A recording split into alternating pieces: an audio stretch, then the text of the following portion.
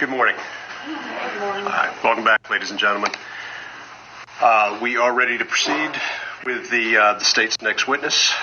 Again, welcome back. Mr. Donikowski, ready to go? Yes, Judge. At this time, the state calls Dr. Donahue.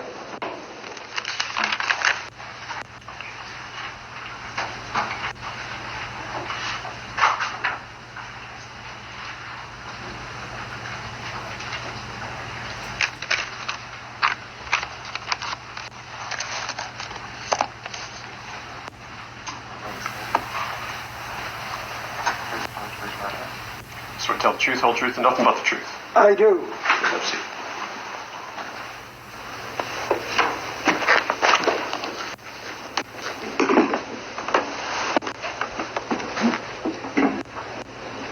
All right, Doctor, please state your name and spell it for the record. I'm Dr. Edmund R. Donahue. Donahue is spelled D-O-N-O-G-H-U-E. And what's your occupation? I'm a physician and forensic pathologist. All right, tell the jury what pathology is. Pathology is the study of diseases and disease processes. And what is anatomic pathology? Anatomic pathology is a subspecialty of the field of pathology that concerns itself with the examination of tissues removed at operations and the performance of autopsies. All right, so tell us a little bit about your background as both a physician and as someone who's a forensic pathologist.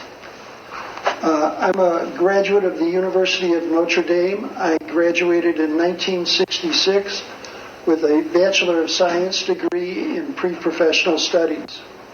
Following that, I attended Marquette, the Medical College of Wisconsin.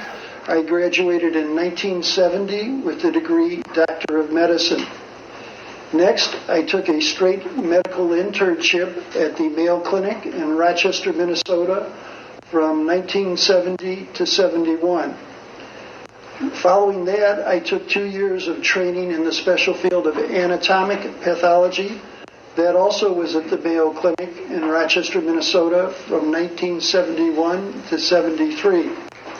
Next, I took a year of training in the special field of forensic pathology at the Office of the Medical Examiner of Wayne County, Michigan in Detroit. That was from 1973 to 74. Following that, I went on active duty with the United States Navy, and I took an additional year of training in the special field of forensic pathology at the Armed Forces Institute of Pathology from 1974 to 75. And so what did you do after your service in the Navy? After my service in the Navy, I went to work in the Office of the Medical Examiner of Cook County, Illinois. Initially, I was the Deputy Chief Medical Examiner, and in 1993, I was promoted to the Chief Medical Examiner. Cook County includes the city of Detroit. I stayed there until December 31st, 2006, when I retired from Cook County, but I wasn't ready to stop working, and I took a job with the Georgia Bureau of Investigation in Savannah, Georgia. All right, so let me make sure I got this right, though, because I think you said Detroit. Cook County... It includes the city of Chicago. Yes. Chicago. All right, I wanted to make sure we got that. So. You're correct. All right, so we're talking Cook County, Illinois. Illinois, yes. All right, and so Cook County is all of Chicago. All of Chicago and more. All right, and so you were the Chief Medical Examiner there? I was. All right, so when you weren't ready to retire, you came down here to Georgia. Yes. And what year was that again? I started February 1st, 2007. Right. And is that how you're still currently employed? I am still currently employed by the Georgia Bureau of Investigation, yes. Excellent. So let me ask you this. Please explain to the jury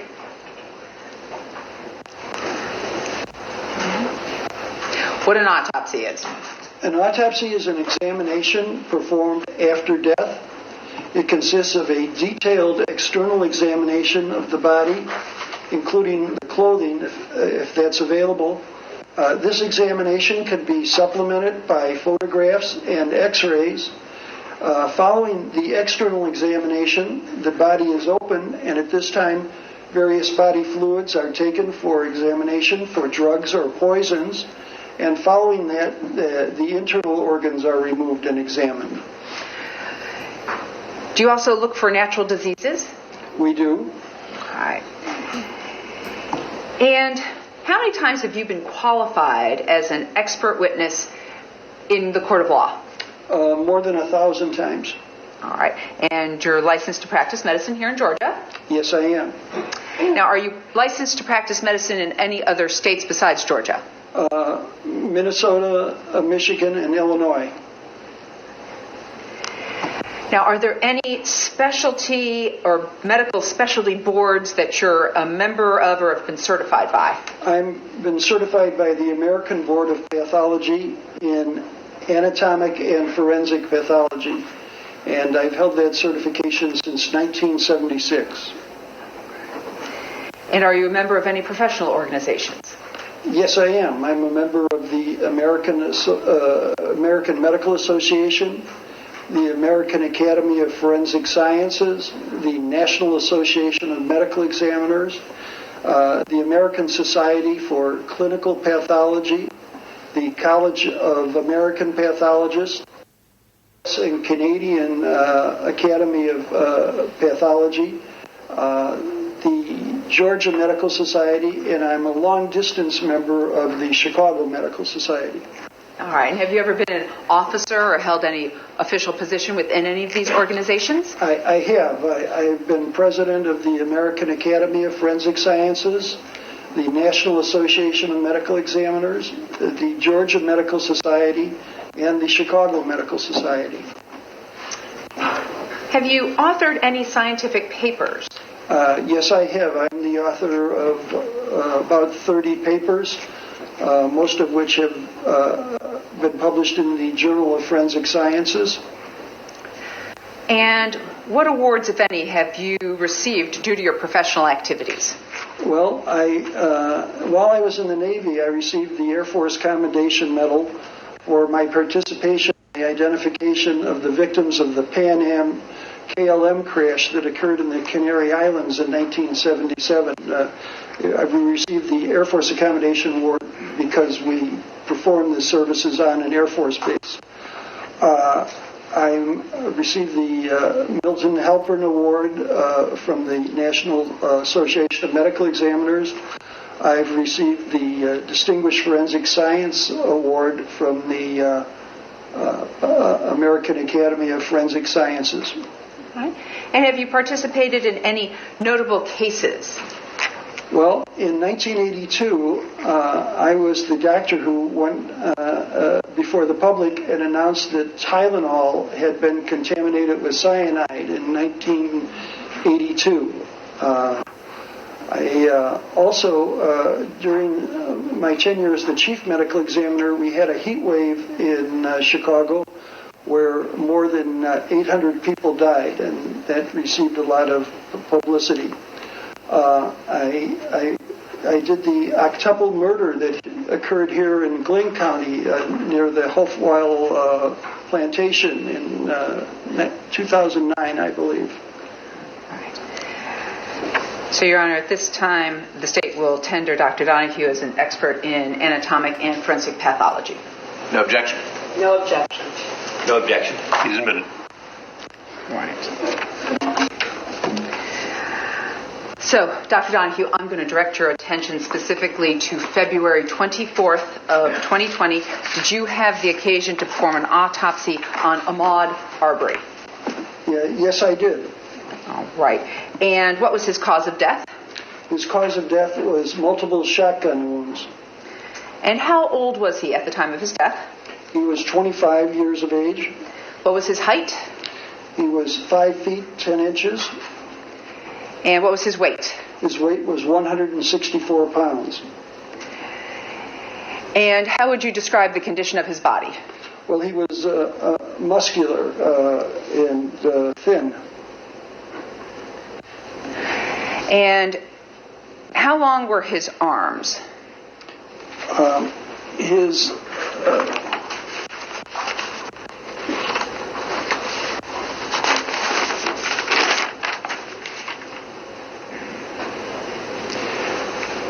His right arm measured from the axilla or the armpit to the first joint was 26.1 inches, and the left arm measured from the armpit to the first knuckle was 25.3 inches. All right. Now, before we get into the actual autopsy, I want to ask you about your experience with motor vehicles and their ability to cause serious bodily injury to someone when used offensively. Have you had any experience with that? I've had experience with, yes, motor vehicles striking pedestrians, yes.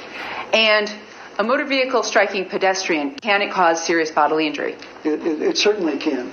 And can it even cause death? It can cause death. All right.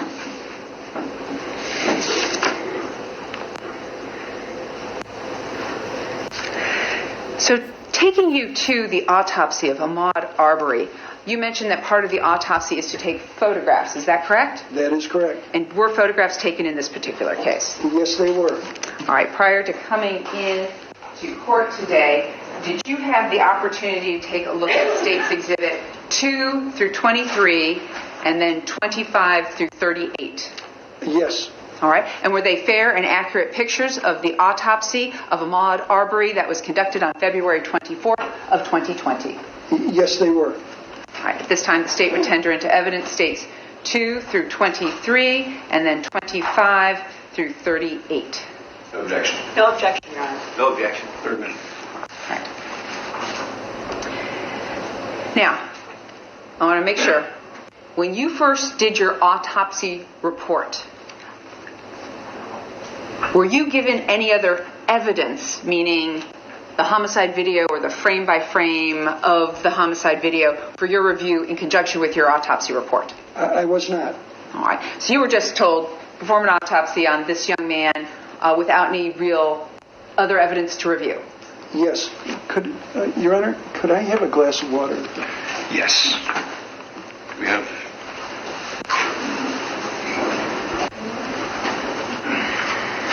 I think we've got a couple different people running in different directions. Looks like we've got some traction over there. Thank you. Sure.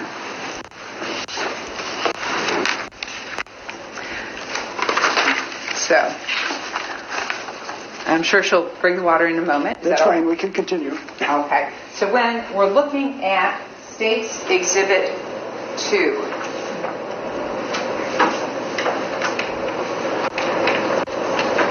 what is the jury looking at here in State's Exhibit number 2? State's Exhibit 2 is the legend board for an autopsy case in the medical examiner's office. It has the designation Coastal MEO, that stands for Medical Examiner's Office. It has the date,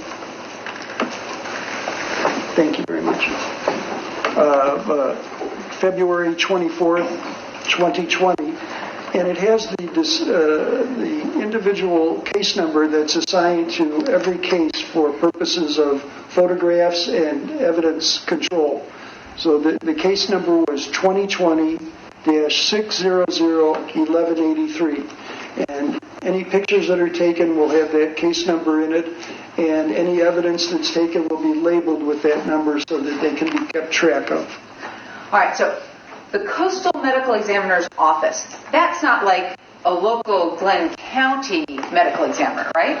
No, we actually are the medical examiner's office for about 25 counties here in southeastern Georgia. And is the medical examiner's office part of the Georgia Bureau of Investigation? Yes, it is. So that's the related Georgia Bureau of Investigation number at the bottom. That is the case number, yes. All right. So when the jury is looking at State's Exhibit number 3, what's the jury looking at here?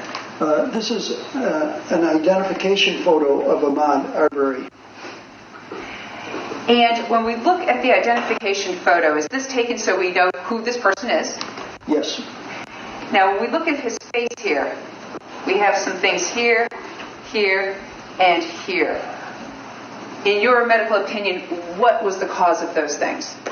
Well, these are abrasions or scrapes, and they were caused by an unguarded fall.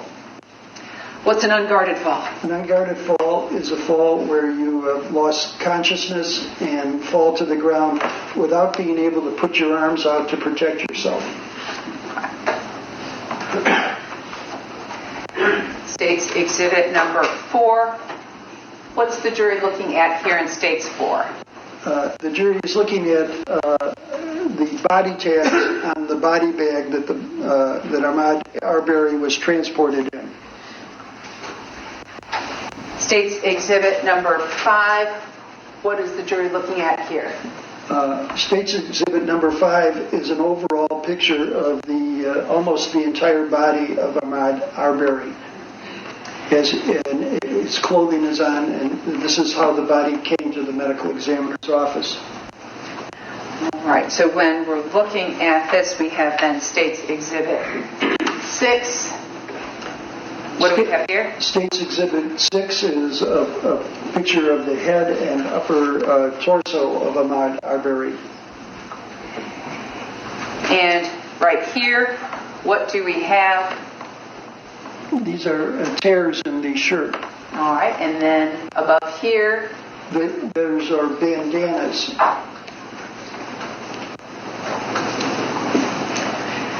State's Exhibit 7. State's Exhibit 7 is the lower portion of the chest and the pelvic area and the thighs of Ahmaud Arbery. And when the jury's looking at here, what are they looking at as far as this belt? Well, there's a web belt, there are shorts, and then there are underwear shorts. And then State's Exhibit 8. State's Exhibit 8 is a photograph of the lower extremities, and there are Nike running shoes on the feet. Now, what's this thing right here? Well, that's a towel or a sheet. And that came in with the body. Yes. Frequently, the body will be transported wrapped in a sheet to facilitate the transport.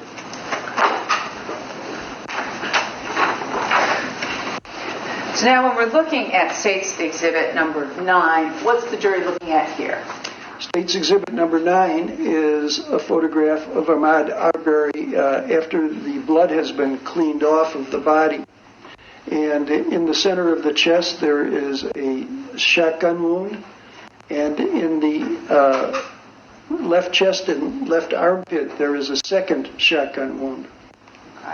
And then we see this dark discoloration here by the second gunshot wound that you've described. Do you know what that is? Well, I think that's abrasion due to clothing, and this occurs in the area around the armpit when the clothing is put under stress or tension. So is that like a bruise, or is it more an abrasion? It's an abrasion. It's a scraping away of the top layer of the skin. A scratch would be the lay term for that. So when we look at States 10, we're looking at States 10. What's the jury looking at there? This is a photograph of the wound in the central portion of the chest. All right, so when the jury's looking at this,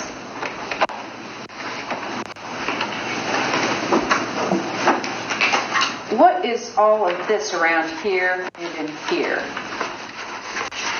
Well, these are abrasions, scraping away of the top layer of the skin. And what would be the cause of those? Well, something contacted the skin in that area that scraped away the top layer of the skin. Would it be consistent with pellets from a shotgun? Yes. Then,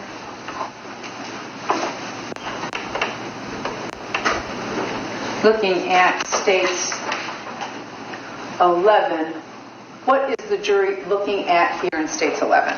We're looking at the left chest and left armpit, and we're seeing a very large shotgun wound.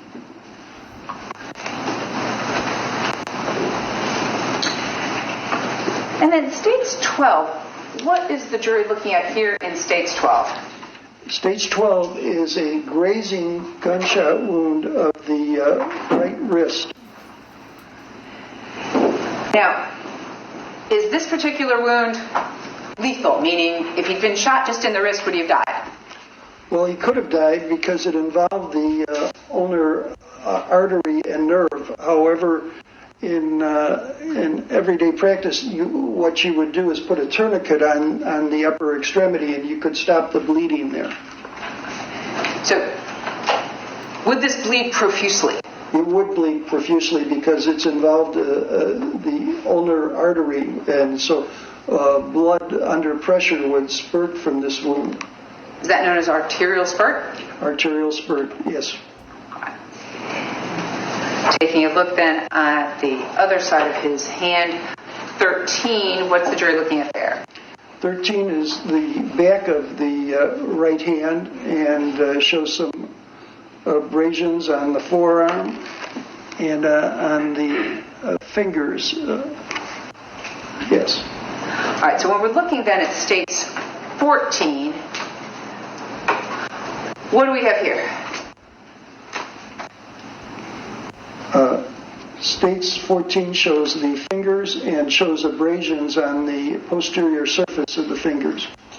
Do you have a medical opinion about how those particular abrasions occurred? Yes, from looking at the frame-by-frame video, it's apparent that those occurred due to an unguarded fall when he was shot the third time. All right, so this is caused because he fell down. Yes. And when we look here, do you have an opinion about this abrasion or this particular wound? No opinion. Okay.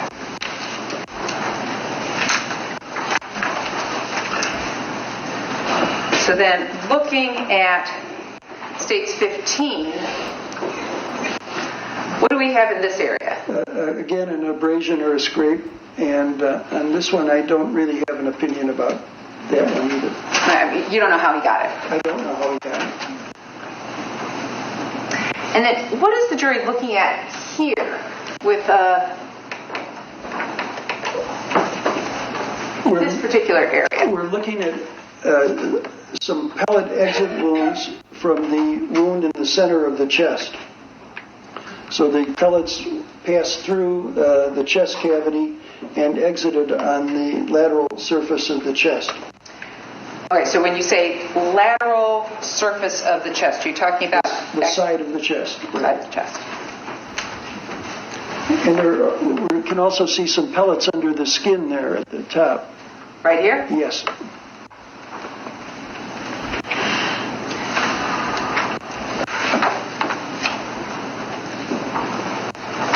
So then directing your attention to States Exhibit 16. What are we looking at here? Again, we're looking at the face, and he has a number of abrasions. He's got abrasions above the right eyebrow. He has abrasions at the lateral margin of the right eye. He has an abrasion on the lower eyelid that extends to the face.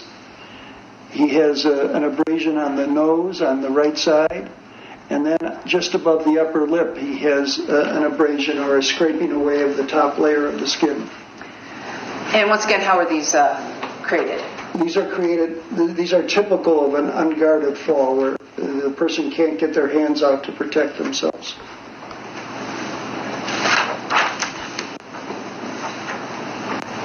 States Exhibit 17, what's the jury looking at here? States Exhibit 17 shows the gunshot wound of the left chest and armpit. Now, this particular gunshot wound on the left chest and armpit, was this a lethal shot? Meaning, if just being shot alone, would this have caused his death? This could have caused his death because it involved the axillary artery and axillary vein, which are large blood vessels that go to the upper extremity. If he'd only been shot here in the upper armpit, is there anything law enforcement or EMS could have done to save his life at the scene? I don't think so, no. States Exhibit 18, what are we looking at here? We're looking at abrasions on the back of the left hand. And do you have an opinion about how those were caused? Those are likely caused again in the unguarded fall.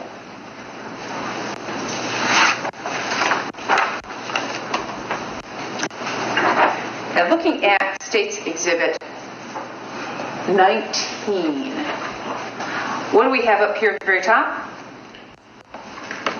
The shotgun wound in the center of the chest. All right. And then what do we have here? That's a pellet exit wound. That's a pellet under the skin. Pellet exit. Pellet under the skin. Pellet under the skin. Pellet under the or exit. Pellet exit. Pellet under the skin.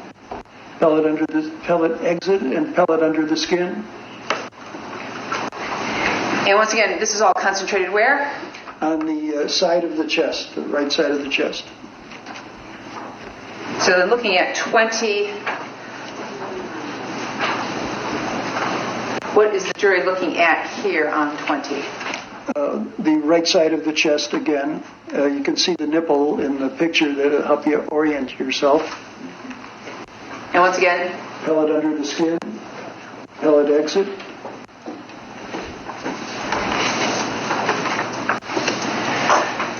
Now, looking at State's Exhibit 21, what is the jury looking at here? We're looking at the right upper back and the back of the the left upper back and the posterior left shoulder. And what is it that we have right here? We have, it looks like 7 pellet exit wounds. We also have an old scar, a vertical scar.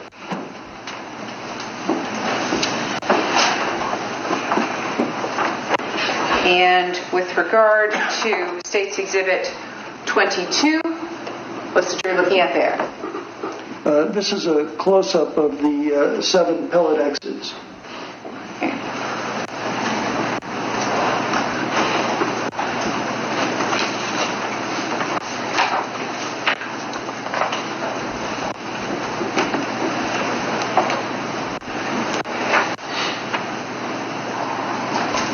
State's Exhibit 23, let me go ahead and back this out. Is this the same lateral area on his side, just if he's turned over? Yes, the body is now on its stomach, and we're looking at the right side of the chest.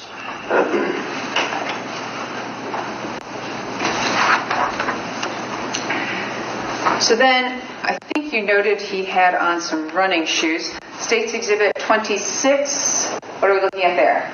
These are the Nike running shoes that he had on. State's Exhibit 25, what do we have here? Those are the soles of the running shoes.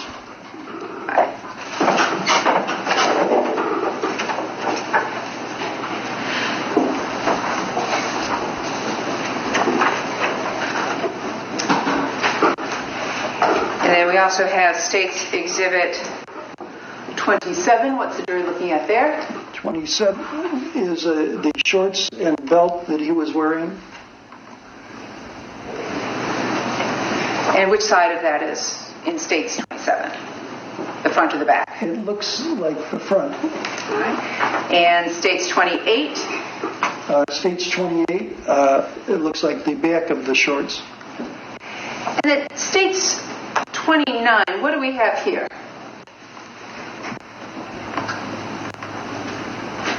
It looks like blood. State's Exhibit 30, what's the jury looking at there? This is the T-shirt that he had on, and this is the front portion, and it shows at least 3 large defects.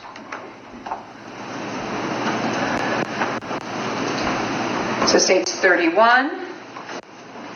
What do we have here? This is one of the defects in the shirt, the T-shirt.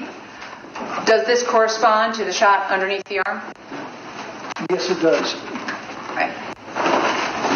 And then State's Exhibit 32, what are we looking at here?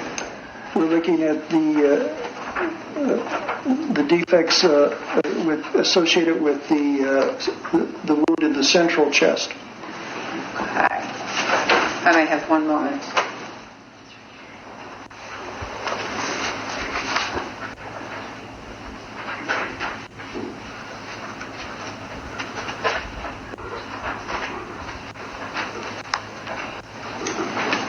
So moving on to State's Exhibit 33, what's the jury looking at here in 33? This is the posterior side of the T-shirt. Up in the top are the pellet exits from the left upper back and shoulder.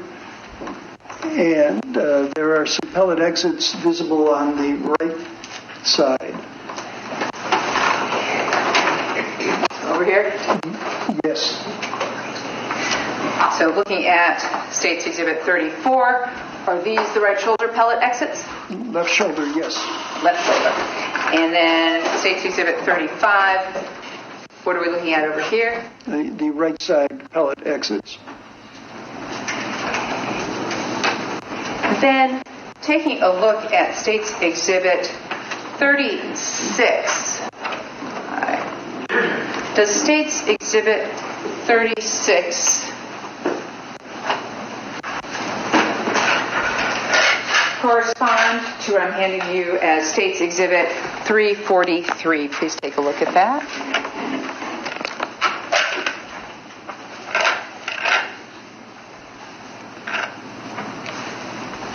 Yes.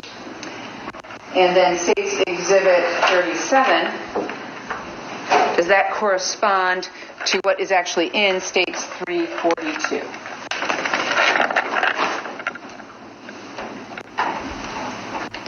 Yes, it does.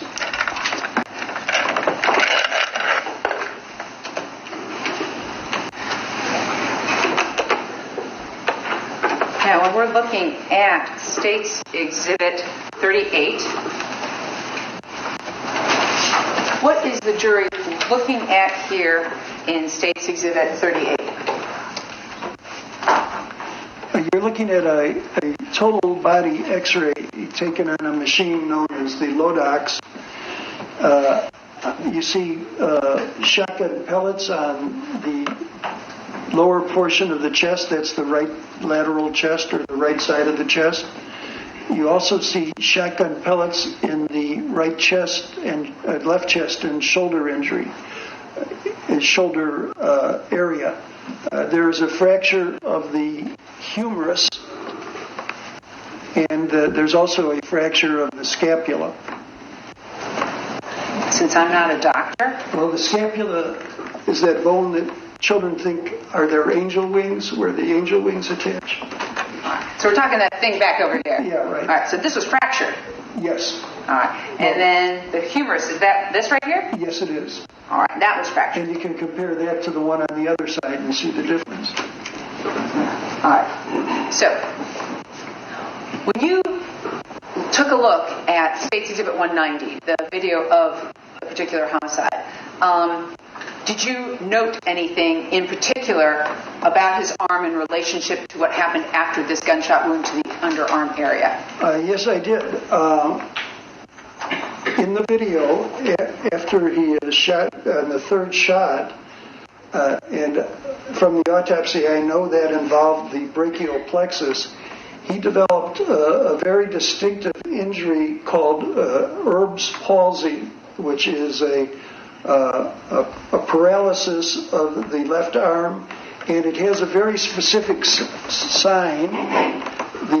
The forearm is rotated medially, and the hand goes up like this in what is known as the waiter's tip position, like a waiter putting his hand out for a tip. And after the third shot, you see that, and that's due to the injury to the brachial plexus, which is a large complex of nerves that extends from the spinal cord to the upper extremity and has both sensory and motor neurons.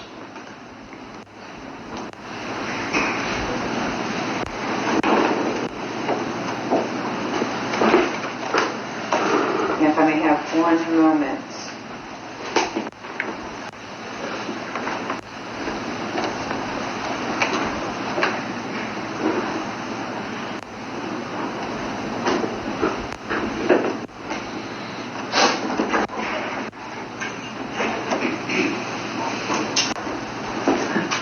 So when you looked at the frame-by-frame still images from states 190, and then these were being contained in states 315,